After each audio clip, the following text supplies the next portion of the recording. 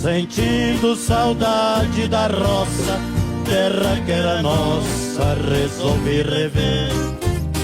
Há tempos que eu não voltava ao lugar que eu morava e que me viu crescer.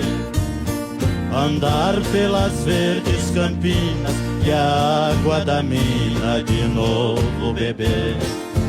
Mas confesso, quando lá cheguei ao lugar que a infância passei, quase não pude reconhecer. Não havia mais os arvoredos, cheguei a ter medo da evolução. A paineira de tronco frondoso estava em repouso debaixo do chão.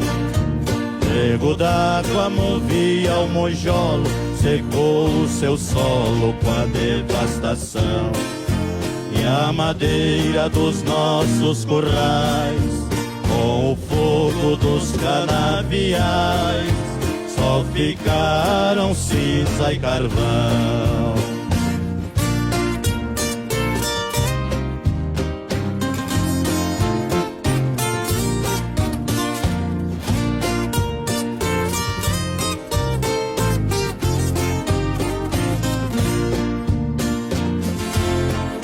Nossa casa, meu primeiro abrigo, talvez por castigo nesta solidão.